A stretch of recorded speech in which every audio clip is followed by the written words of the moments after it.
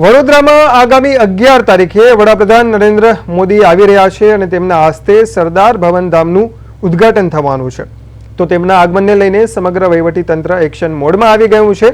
વડાપ્રધાનના પ્રવાસના આયોજન અને સુરક્ષા વ્યવસ્થાની સમીક્ષા કરવા માટે દિવાળીપુરા સ્થિત નવી કલેક્ટર કચેરી ખાતે બેઠક યોજાઈ. આ બેઠકમાં જિલ્લા કલેક્ટર અને પોલીસ કમિશનર નરસિંહા કુમાર સહિત વહીવટી તંત્રના ઉચ્ચ અધિકારીઓ હાજર રહ્યા હતા. વડાપ્રધાનની સુરક્ષામાં કોઈ પણ પ્રકારની કચાશ ન રહી જાય તે માટે વિશેષ એક્શન પ્લાન તૈયાર કરવામાં આવ્યો છે. કાર્યક્રમ સ્થળથી લઈને પીએમના રૂટ સુધી ચુસ્ત પોલીસ બંદોબસ્ત ગોઠવવાની તૈયારીઓ શરૂ કરી દેવામાં આવી છે. તો વડાપ્રધાન નરેન્દ્ર મોદી વડોદરામાં આવી રહ્યા છે ત્યારે તેમના આગમનને લઈને વહીવટી તંત્ર દ્વારા તૈયારીઓ તેજ કરવામાં આવી છે. તે સરદાર ભવનનું લોકાર્પણ પણ કરવાના છે. સાથે સાથે તેઓ રોડ શો પણ યોજવાના છે અને તેને લઈને તંત્ર દ્વારા તૈયારીઓ શરૂ કરી દેવાઈ છે. વડાપ્રધાનના આગમનને લઈને સુરક્ષા બંદોબસ્તને લઈને પણ ચુસ્ત વ્યવસ્થા કરવામાં આવશે, જેને લઈને પોલીસ અધિકારીઓ, શહેર પોલીસ કમિશનર સહિતના અન્ય અધિકારીઓ તેમજ વહીવટીતંત્રના અધિકારીઓ સાથે એક મહત્વની બેઠકનું આયોજન કરાયું હતું.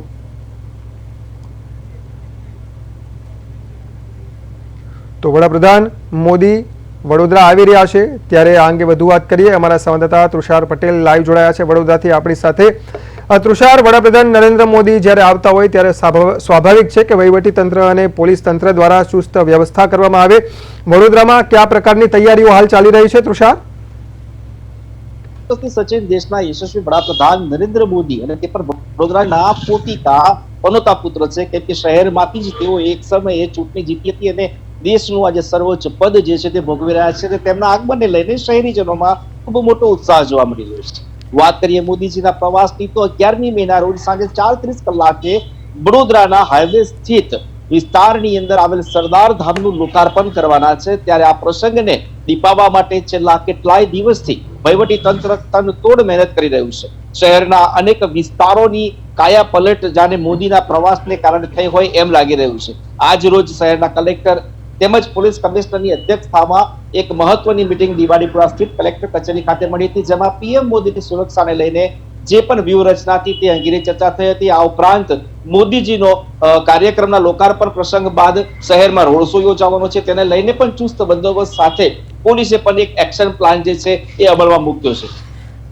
સચિન, જે રીતે મોદીનો પ્રવાસ છે વડોદરામાં, તેને લઈને હવે એસપીજીના પણ અહીંયા ધામા આવ્યા છે અને આજે બપોરથી જ એસપીજી દ્વારા સરદાર ધામ તેમજ એરપોર્ટનો થી લઈને જે ગદા સર્કલ વચ્ચેનો એરિયા છે જ્યાં મોદીજી રોડ શો કરવાના છે એનું પણ રિહર્સલ કરવામાં આવ્યું છે. આ ઉપરાંત દરેક મોમેન્ટ ઉપર પોલીસ વિભાગ પર નજર રાખી રહી છે. ડ્રોન સર્વેલન્સ ચાલી રહ્યું છે.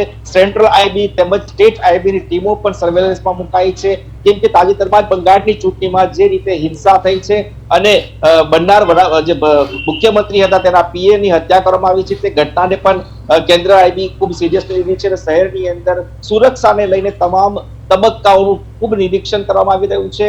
આ ઉપરાંત શહેરની અંદર કૃત્રિમ ઠંડક થાય તે માટે વડોદરા મહાનગરપાલિકા દ્વારા સ્મોક ગનથી વરસાદી પાણીનો છંટકાવ જે કરતા હોય એ પ્રકારનો કૃત્રિમ છંટકાવ પણ કરવામાં આવી રહ્યો છે. આ ઉપરાંત બેરિકેટિંગ કરવામાં આવ્યું છે. જે 3 થી 2.5 કિલોમીટરનો રોડ શો છે તેના બંને તરફ ખૂબ લોખંડી બંદોબસ્ત સાથેનું બેરિકેટિંગ છે. લગભગ 100 મીટરના અંતરે પોલીસ એસઆરપી સહિતની જે કુમુક છે રહેવાની છે. એટલે એકંદરે જોવા જઈએ તો નરેન્દ્ર મોદીના લઈને અત્યારે વહીવટી તંત્ર સમગ્ર એક્શન મોડમાં આવ્યું છે. ઉપરાંત વડોદરાના વાસીઓની વાત કરીએ તો સ્વાભાવિક છે કે દેશના યશસ્વી વડાપ્રધાન અને શહેરના પનોતા પુત્ર જ્યારે વડોદરામાં આવતા હોય તો તેના સ્વાગત માટે લોકોમાં જે ઉત્સાહ છે, ઉત્સાહ આજે પણ જોવા મળી રહ્યો છે.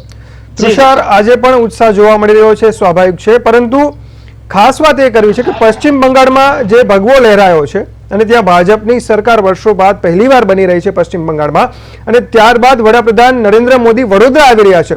વડોદરા ભાજપ દ્વારા કયા પ્રકારના સ્વાગતની તૈયારી? તુષાર, ચોક્કસથી સચિન, ખૂબ અગત્યનો સવાલ આપે મને પૂછ્યો, કેમ કે પશ્ચિમ બંગાળનો જે વિજય છે એ વિજયનો ઉત્સાહ આજે સમગ્ર દેશમાં ખાસ કરીને ભાજપાના કાર્યકરોમાં જોવા મળે છે. ત્યારે પહેલી વખત ગુજરાતમાં પશ્ચિમ બંગાળના વિજય પછી જ્યારે દેશના વડાપ્રધાન આવતા હોય ત્યારે ભારતીય જનતા પાર્ટીનું જે સંગઠન છે એ પણ સક્રિય છે. શહેરના આ જે મહત્વના કહી શકાય તેવા રોડ શોમાં લગભગ 41 જેટલી જગ્યાઓ ઉપર નરેન્દ્ર મોદીનું સ્વાગત વિવિધ સંસ્થાના અગ્રણીઓ કરવાના છે, એનજીઓ કરવાની છે.